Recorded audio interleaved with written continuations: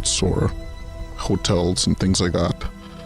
And they could just work there for 6 months and then qualify for permanent residence after they get their PR. Most of them will come back here because this is where they thrive, in this corrupt Gotham City. We are just seeing the fruits of many years of bad policy. We've attracted newcomers who bring important skills and the know-how to create jobs and grow our economy. But now the scale of it is so large, and now none of our children can find jobs this summer. Can anyone explain to me why the it's so hard to get a job in Toronto? Many people have immigrated to Canada recently and realized one of the quickest ways to get money and power is to become an immigration agent.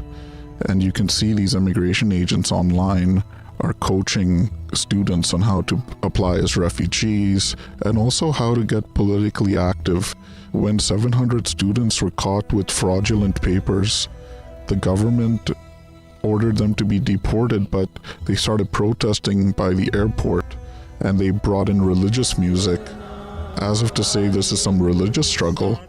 And Canadians who are so scared of their own shadows just gave in. You saw all the politicians come out, even Pierre Poilievre, telling these students who came here on a lie that we need workers, we need more young people. Listen, we have a worker shortage in Canada. We have a demographic problem. Our population is too old. We need 700 young people. And there's one immigration agent in particular who's been very vocal on social media, and he's fanning the flames. You see kids in Manitoba using this sort of religious messaging around their expiring work permits, and they cornered this Liberal MP who promised to do everything for them. This is the same MP who was just being so mean to Canadians before. Thank goodness it was the Canadians and the majority of the people in the House saw the value of protecting the health and well-being of Canadians, and that the far right was marginalized back then, Madam Speaker. And this is how he speaks to these students. He was cornered here like a rat. We want you to be able to stay in Canada. We can't promise you anything other than we will promise to work as hard as we can, whether it's myself or Malaya, in trying to keep you here in Manitoba. And then he asked Mark Miller to extend all their visas. They saw what happened in Manitoba. The immigration agents are celebrating it online, and now they're protesting all over the country. When I came here as a student, it was not just to get an education, but to put yourself outside your comfort zone and sink or swim. Even established colleges and universities like Conestoga College in Kitchener have traded in their future and their reputation for short-term gains. Conestoga made $140 million on tuition in the last 16 months. You know how many international students they brought in? Conestoga's got like two campuses, right? They're like the size of this building, you know? Like they're not huge colleges. 30,000 they brought in 16 months. Now we have politicians like Tim Opal saying that the language requirement might go away. What has happened? What has happened to our dear country? Just look at him here with Pierre Poilievre speaking Punjabi. Violent crime Canada ਦੇ ਵਿੱਚ ਬਹੁਤ ਜ਼ਿਆਦਾ ਵੱਧ ਗਿਆ. They do have the right to stay in Canada until the last day of their visa. There's a reason why the visas expire, because circumstances change, and our government has all the authority to make those changes based on new developments in the economy or new circumstances.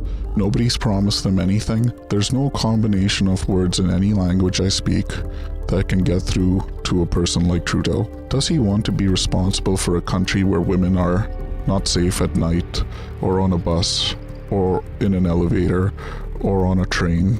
This is a reality that all the women in my family experienced in India in crowded situations, and now we're seeing it in Canada. If you was born in Pakistan, originally from Pakistan, you must have been kidnapped by me. You've been kidnapped by you? Of course. A lot of people are trying to figure out why this immigration rate is so high. For 2024, the cap is expected to result in approximately 364,000 approved study permits. People new to the country are promised everything in exchange for votes. Maclean's magazine, they reported on how Mark Miller got his seat. He just gave people free Liberal Party memberships to get a seat, and this is what they're doing to the whole country. They're just bringing people and putting them in different ridings to flip them. Whether it's international students in particular that have grown at a rate far beyond what Canada has been able to absorb. If they don't fulfill any of the demands, there will be a hunger strike to death from 1st of June, and anything happen to any health issues to any of the Protestant, Honorable Justin Trudeau, Mr. Mark Miller, Province of PEI, Honorable Dennis King, and Economic Growth Minister Jen Redmond should be held liable to any loss and severe health issues to any of the Protestants effective 1st June. Thank you. We don't put the run to people so that you and your generation can get an apartment. This is a country of opportunity, but it's not a country where immigrants should get sitting in a McDonald's or a Tim Hortons or any other fast food or a convenience store or a gas station. We are paying equal taxes, so what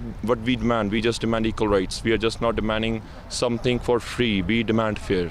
You know, a snowflake is pretty powerless by itself.